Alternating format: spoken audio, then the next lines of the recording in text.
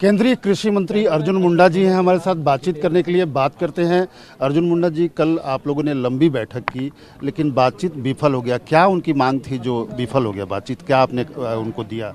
देखिए, मैं इसे विफल नहीं मानता हूँ। मैं मानता हूँ कि हमारी कुछ चीज़ों में सहमति बनी, कुछ चीज़ों में सहमति नहीं बनी, और कुछ चीज़ों में सहमति बनाने के लिए हम हमेशा तैयार है, बशर्ते कि इस बात को समझना चाहिए कि कानून बनाने के लिए जो पद्धति होती है उस पद्धति को अपनाना पड़ता है।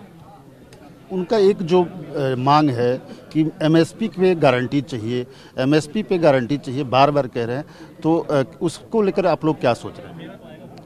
देखिए, ऐसा है कि वो एक कानून बनाने के बारे में जो बात कर रहे हैं, कानून बनाने का घोषणा सार्वजनिक तौर से करने के बजाय उसके सारे पहलुओं पर ये ध्यान में रखते हुए किसानों के साथ मिल करके बैठ करके ये समाधान ढूंढना चाहिए। इसका मैंने प्रस्ताव दिया है और मैं ये मानता हूँ कि किसानों को ये समझना चाहिए कि वो ये ध्यान में रखते हुए जब कानून बनाया जाता है तो उसकी एक विधि अपनाई जाती है कानून बनाने की, उस विधि के आधार पर।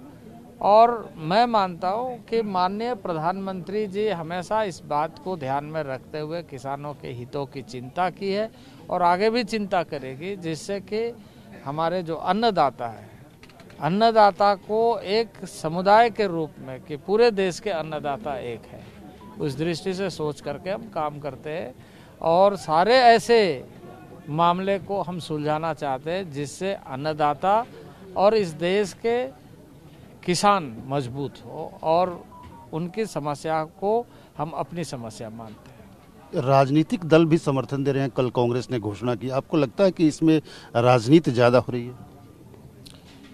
देखिए, कांग्रेस जिस ढंग से उखड़ रही है वो प्लान बना लिया कि हम और ज्यादा उखड़े। जिस तरीके से जनता खारिज कर रही है, अब इस तरह के मामले पर उसको खुद बताना चाहिए कि उन्होंने यूपीए के कार्यकाल में क्या किया। यूपीए के कार्यकाल में बजट कितना था और एनडीए के कार्यकाल में बजट कितना है। उनके कार्यकाल में 6 से 14 तक यदि आप देखें तो कुल मिलाकर के उसका बजट 1,48 करोड़ के लगभग था। एनडीए में वो 6,21,000 करोड़ हो गया।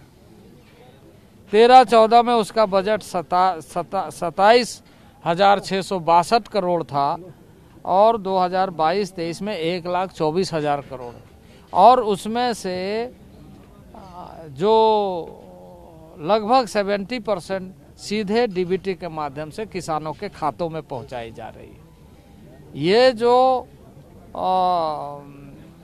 भारत सरकार के माध्यम से मोदी जी के नेतृत्व में कार्य हो रहा है, कांग्रेस को इसका जवाब देना चाहिए कि अपने कार्यकाल में उन्होंने क्या किया। आखिरी प्रश्न, आज बजाय इसके कांग्रेस को यह ध्यान में रखना चाहिए कि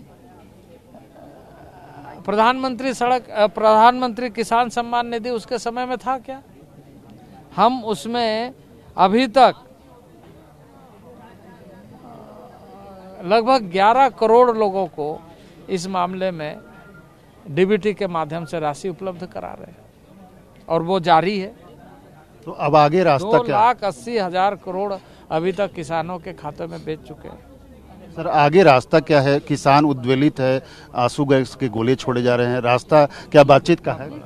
बातचीत का रास्ता अभी बातचीत का रास्ता खुला हुआ रहा। बहुत बहुत धन्यवाद। आमोद राय, TV9 भारतवर्ष, दिल्ली।